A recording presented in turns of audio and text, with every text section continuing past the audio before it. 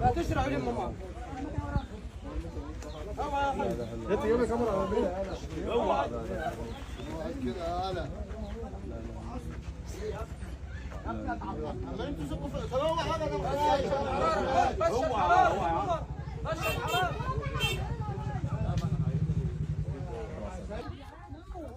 تم العثور على ثعبان آخر هنا من داخل كفر التوبجي التابع لمركز منيا القمح بمحافظة الشرقية. نوع الثعبان ده ايه؟ دي كوبرا برضو. دي كوبرا؟ كوبرا لقيتوها فين؟ دي مطلعنا من جوه من عند الطيور. من قلب البيت من جوه. يعني الثعابين هنا منتشرة بشكل كبير. منتشرة في كل مكان. يعني الكوبرا هنا موجودة في كفر حسين التوبجي. ومعظمهم كبر. معظمهم كبرى كبيره اللي طلعت في الفيديو مع حضرتك قبل كده برضه. دلوقتي الكوبرا اللي حضرتك طلعتها دلوقتي هي دي اللي لدغت البنت. انا تعابين تحت تعابين تسريح. يعني حضرتك صياد افاعي. طب يعني قول لنا ازاي بتطلع الثعابين؟ بعزم عليها برمي عليها كلام الله تطلع.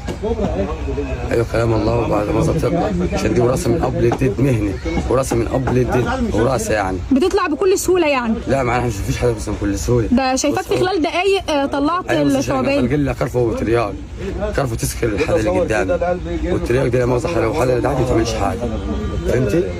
بس هذه كل الحكايه.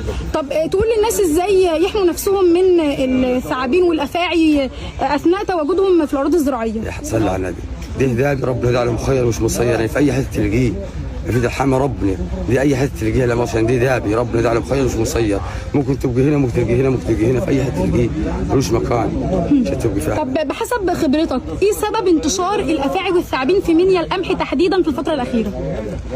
عشان مؤاخذه الرطب والرز والحاجات دي. يعني زراعه الارز هي اللي بتجلب الثعابين. الثعابين وتلم الافاعي وتلم الحاجات دي.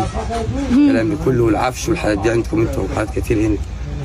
بتلاقوا في الشراكه يا خالد. بتلاقوا في الشراكه. ايوه في الشراكه كتير. طب انت واخد ده عشان تحمي نفسك منهم برضه. كرفه وترياق. كرفه وترياق. واخد نفسك يعني انت واخد ده عشان تحمي كرفه وترياق عشان لو حاجه غلطت كرفه وترياق عشان لو حاجه غلطت معظم. طب لو هتدي نصيحه للمزارعين بيشتروا الرز تقول لهم يعملوا ايه؟ يلبسوا جوندات. بس والله سبع خلينا نلبس جوندات. لا مش فات مش تعابين.